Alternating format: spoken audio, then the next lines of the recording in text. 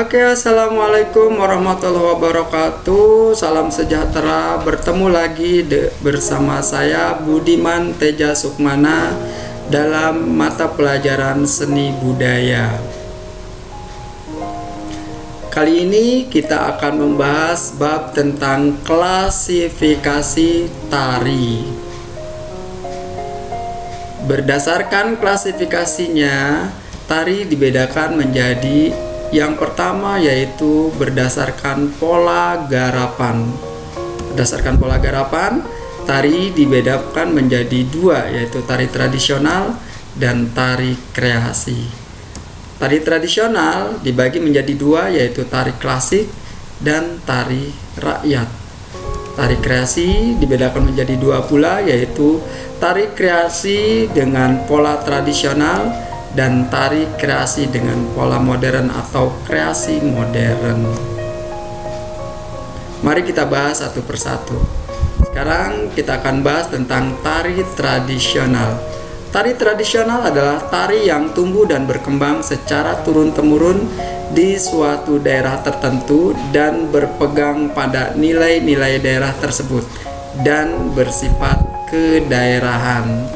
Itu artinya bahwa tari tradisional memiliki ciri khas dari daerah di mana tarian tersebut berasal, karena tari daerah atau tari tradisional sangat dipengaruhi oleh nilai-nilai atau norma-norma atau adat istiadat yang berlaku dari daerah tersebut, sehingga masing-masing daerah memiliki bentuk tari tradisional yang berbeda.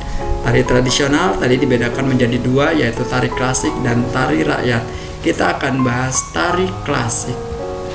Tari klasik yaitu tarian yang tumbuh dan berkembang di kalangan masyarakat bangsawan. Ciri-cirinya yaitu memiliki aturan baku atau pakem, memiliki nilai estetis yang tinggi dan makna yang mendalam. Kemudian penampilannya serba mewah, mulai dari gerak, rias maupun kostumnya. Hal ini karena dipengaruhi oleh nilai-nilai budaya yang tumbuh dan berkembang di kalangan masyarakat bangsawan. Masyarakat bangsawan biasanya merupakan masyarakat yang terpelajar, sehingga mereka memiliki selera yang tinggi. Kemudian mereka juga masyarakat yang terhormat, sehingga mereka sangat memperhatikan sekali etika, dan mereka juga biasanya orang-orang kaya, sehingga penampilan mereka sangat diperhatikan secara detail, baik dari kostumnya maupun riasannya. Bahkan karena mereka memiliki tingkat intelektualitas yang tinggi, pada saat membuat gerak pun sangat detail dan rumit. Contoh tari klasik. Yang pertama, misalnya dari Yogyakarta ada yang disebut dengan tari Bedoyo Ketawang. Kemudian tari topeng Cirebon, tari Kursus dari Jawa Barat, dan tari Serimpi dari Jawa Tengah. Dari kostumnya kita lihat itu sangat menggambarkan tentang kehidupan di masyarakat bangsawan, baik kostumnya maupun aksesoris dan gerakannya serta riasannya. Selanjutnya yaitu yang kedua, tari rakyat atau tari primitif.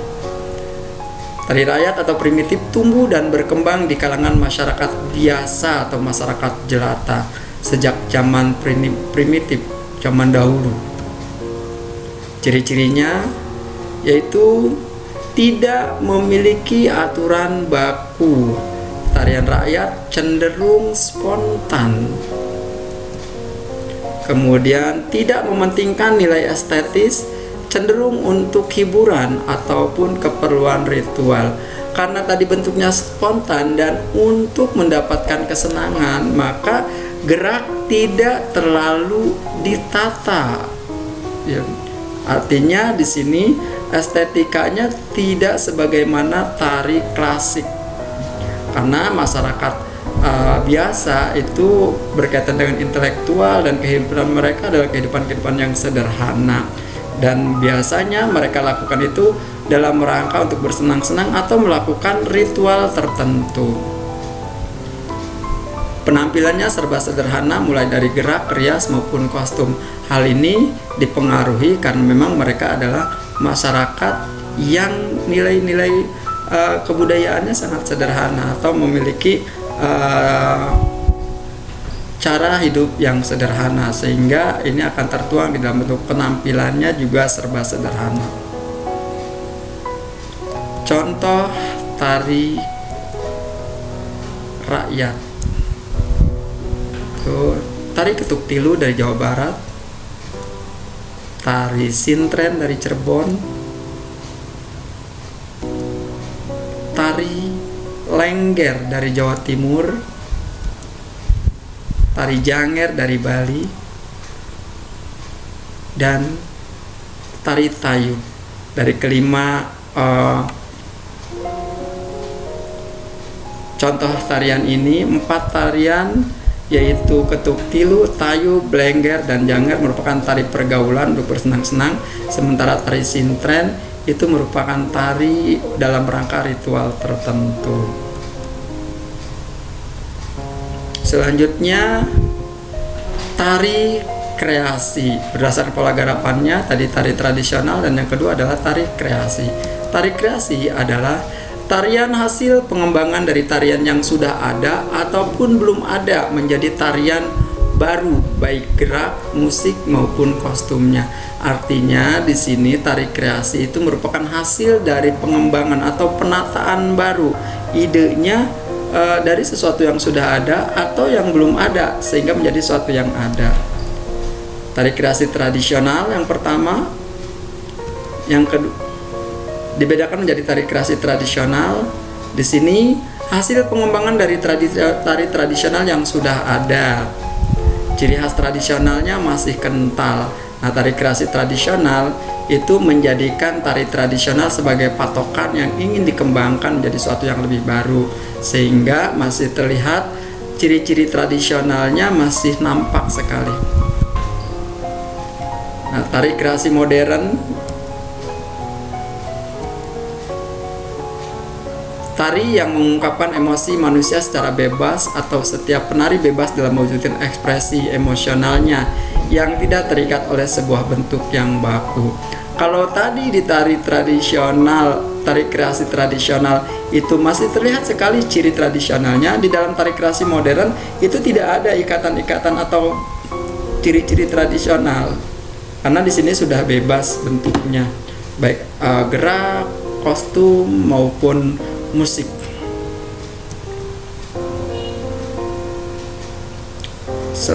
Contoh tari kreasi tradisional, misalnya tari merak dari Jawa Barat ini, kemudian tari kupu-kupu juga dari Jawa Barat, merupakan hasil karya dari tokoh tari kreasi tradisional dari Jawa Barat, yaitu Raden Cece Somantri. Selanjutnya tari Rorongigel karya Bagong Kusudiarjo. Kemudian tari Jaipong yang dikembangkan oleh Gugum Gumbira dari Jawa Barat, dan tari Lenggang Nyai yang diciptakan oleh Wiwi Widyastuti. Ini merupakan contoh-contoh tari kreasi yang menjadikan tari tradisional sebagai pijakannya, sehingga dari kostum, musik, gerak sangat terlihat sekali ciri-ciri tradisionalnya. Contoh tari kreasi modern, tari kejang atau yang disebut dengan break dance, ini dari Amerika sana. Kemudian tari kontemporer, tari caca dari Latin, tari jazz dance atau tarian jazz, dan hip hop yang sangat digandrungi oleh anak-anak remaja sekarang. Kelima contoh tari ini merupakan pengembangan tari modern ya, sehingga bisa dilihat dari kostumnya, dari geraknya, bebas dari ikatan-ikatan atau norma-norma tradisional atau daerah tertentu. Yang kedua, klasifikasi berdasarkan fungsinya. Kalau tadi berdasarkan pola garapannya, selanjutnya berdasarkan fungsinya. Berdasarkan fungsinya, tari dibedakan menjadi satu, yaitu sebagai sarana upacara adat dan keagamaan. Kedua, sebagai sarana hiburan. Ketiga, sebagai sarana pertunjukan. Empat, sarana pendidikan. Kelima, sebagai sarana pengobatan atau terapi. Dan keenam, sebagai sarana katarsis atau pembersihan jiwa. Oke, baiklah, kita bahas satu persatu dari yang pertama hingga yang keenam. Yang pertama adalah tari berfungsi sebagai sarana upacara adat dan keagamaan. Tarian ini bertujuan sebagai sarana komunikasi dengan para dewa atau roh leluhur. Biasanya dalam upacara adat atau dalam upacara keagamaan, misalnya di Bali, itu dihadirkan tarian dalam rangka untuk berkomunikasi dengan para dewa mereka atau dengan roh-roh para leluhur. Bersifat sakral dan magis. Sakralisnya artinya tadi berkaitan dengan komunikasi dengan roh leluhur. Magis itu berkaitan dengan gaib, ruang-ruang gaib. Kemudian menggunakan sesajian. Penari harus dalam keadaan suci. Kalau zaman dulu biasanya dilakukan oleh penari-penari perempuan yang belum akil balik. Namun hari ini biasanya dilakukan oleh penari-penari minimal mereka tidak dalam keadaan kotor atau dalam keadaan haid, atau biasanya mereka melakukan puasa terlebih dahulu. Dibawakan di tempat yang khusus, misalnya di depan pura atau di tempat-tempat ibadah. Tidak terlalu mementingkan keindahan gerak, karena tujuannya adalah dalam ritual upacara keagamaan atau upacara adat, maka yang menjadi pokoknya adalah berkaitan dengan kesakralan dan dari tujuan komunikasi mereka dengan dewa, sehingga gerak tidak terlalu dipentingkan. Namun dalam perkembangannya hari ini, gerak juga menjadi salah satu daya tarik yang harus dikembangkan karena berkaitan dengan pariwisata barangkali. Contoh tari upacara adat, tari pendet. Nah, ini biasanya tari penyambutan atau tari persembahan. Yang dahulu biasa dilakukan tari persembahan dalam upacara keagamaan. Namun hari ini dengan perkembangan zaman dan perkembangan pariwisata, tari pendet biasanya dilakukan sebagai persembahan untuk penyambutan para tamu. Kemudian tari rejang, tari sanghyang, dan tari barong. Keempat contoh tari upacara ini merupakan tarian yang berasal dari Pulau Dewata. Selanjutnya yang kedua yaitu tari sebagai sarana hiburan. Bertujuan untuk mendapatkan kesenangan. Tema dan geraknya sederhana. Kostum dan tata panggung dibuat semenarik mungkin dan tidak memerlukan tempat yang khusus. Di sini kita lihat karena tujuannya untuk bersenang-senang, maka dia tidak mementingkan gerak, yang penting mereka bersenang-senang.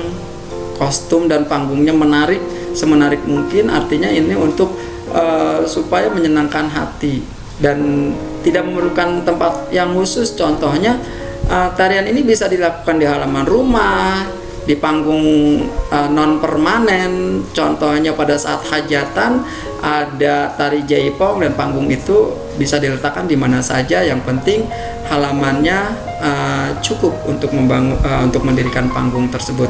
Nah, ini tari-tarian yang ditampilkan merupakan tarian sebagai sarana hiburan karena hanya untuk menghibur pengunjung saja, tidak mengajak pengunjung untuk berpikir tentang isi tarian yang ditampilkan. Selanjutnya contoh tari hiburan, misalnya tari jaipong dari Jawa Barat. Nah, ini tari ketuk tilu yang merupakan dasar-dasar dari perkembangan tari jaipong. Kemudian tari bumbung dari Bali, tari lengger Banyumas, tari orek-orek dari Rembang, dan tari cokek dari Betawi. Ini merupakan contoh-contoh tari hiburan yang dahulunya digunakan untuk pergaulan, biasanya pergaulan muda-mudi atau untuk menghibur para tamu. Selanjutnya yang ketiga, tari sebagai sarana pertunjukan. Tari sebagai sarana pertunjukan tujuannya adalah untuk diapresiasi baik bentuk penampilannya maupun isi dan konsep tariannya. Kemudian memiliki estetika tinggi baik gerak maupun penampilannya. Karena tari sebagai sarana pertunjukan untuk diapresiasi, maka penampilannya sangat ditata untuk mendapatkan penampilan yang memukau sehingga mampu menyampaikan pesan yang ingin disampaikan kepada penonton. Yang ketiga yaitu menitik beratkan segi artistik, konsep, ide, dan tema garapan. Karena tarian ini tadi untuk diapresiasi tujuannya, maka tingkat artistiknya baik konsep, ide, ataupun tema garapan benar-benar diperhitungkan sehingga apa yang ingin disampaikan kepada penonton sampai kepada penonton dan mampu diapresiasi dengan baik. Dipentaskan di tempat yang khusus, biasanya tari pertunjukan, sarana pertunjukan itu dipentaskan di gedung-gedung pertunjukan baik terbuka maupun tertutup, dan memiliki penonton yang khusus pula yang datang memang khusus untuk mengapresiasi tarian tersebut. Contoh tari pertunjukan, contohnya adalah tari-tarian baik tari rakyat, tari upacara, tari hiburan yang sudah digarap menjadi sebuah tari pertunjukan, tentu saja dengan mengindahkan kaidah-kaidah keindahannya. Tadi berkaitan dengan konsepnya, dengan temanya, dengan pola penggarapannya, dan bentuk penampilannya itu sudah ditata sedemikian rupa sehingga menjadi sesuatu yang memukau. Yang berikutnya yaitu tari sebagai sarana pendidikan. Tarian ini bertujuan untuk membentuk karakter siswa. Bentuk gerak, musik, dan tema mudah dipahami dan dilakukan tanpa mengurangi nilai keindahan. Nah, artinya di sini kita ulang,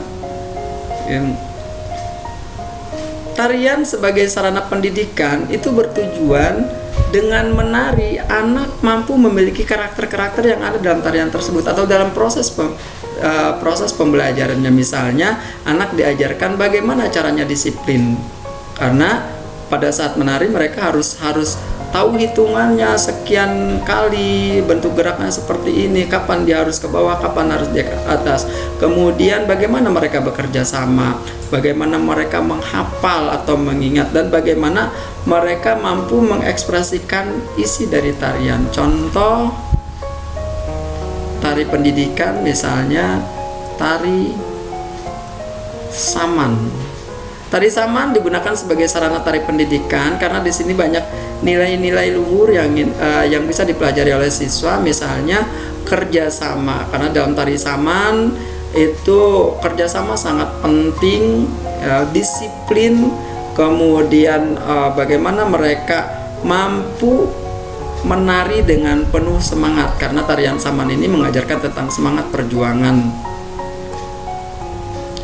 Selanjutnya, tari sebagai sarana pengobatan atau terapi. bertujuan untuk menyembuhkan penyakit yang diderita oleh seseorang. Bersifat sakral dan magis, artinya di sini berkaitan dengan roh luhur, ya, berhubungan dengan roh luhur dan dunia gaib, dipimpin oleh seorang dukun. Karena sifatnya pengobatan, maka ada ahli pengobatan. Biasanya di kampung-kampung atau orang tradisional atau daerah tertentu dalam pengobatan ini dipimpin oleh seorang paranormal atau seorang dukun. Bertujuan menggunakan mantra-mantra, menggunakan media air dan bunga sebagai sarananya. Artinya di sini ada mantra-mantra yang diucapkan oleh dukun tadi dalam rangka penyembuhan dan menggunakan air atau bunga sebagai sarana untuk penyembuhan tersebut. Dilakukan secara langsung maupun tidak langsung, tidak mementingkan keindahan gerak dan tidak memerlukan tempat yang khusus. Artinya secara langsung itu bisa tarian tersebut dihadirkan di situ bersama si penderitanya, atau penderitanya tidak langsung ada di panggung dan tidak mementingkan keindahan gerak, karena di sini tujuannya untuk pengobatan. Gerak biasanya dalam keadaan intrans, si penari itu dalam keadaan kerasukan, sehingga gerakannya memang tidak terlalu terpola. Kemudian tidak memerlukan tempat yang khusus, artinya tarian ini bisa diadakan dimanapun, di depan rumah, di halaman, atau di tempat yang disediakan untuk dalam rangka pengobatan. Contoh tari pengobatan. Yang pertama yaitu tari rentak belian dari Riau. Ini contohnya. Kemudian tari topeng Natuna dari Natuna. Tari Balian Bawo dari Kalimantan Tengah. Itu adalah contoh-contoh tarian pengobatan. Selanjutnya, tari sebagai sarana katarsis atau pembersihan jiwa. Apa itu? Tari sebagai sarana katarsis atau pembersihan jiwa yaitu pemanfaatan seni tari sebagai katarsis atau pembersih jiwa. Biasanya dilakukan oleh seniman yang memiliki penghayatan mendalam terhadap seni tari. Contohnya misalnya empu-empu tari yang sudah memiliki tingkat pemahaman terhadap tari yang tinggi, mereka dalam rangka pembersihan jiwanya biasanya mereka melakukan tarian di alam, di tepi pantai atau di gunung atau di air terjun. Mereka menari menyatu dengan alam, sehingga dengan tarian itu mereka merasa bahwa jiwanya menjadi tenang dan merasa bersih. Kenapa? Karena menyatu dengan alam.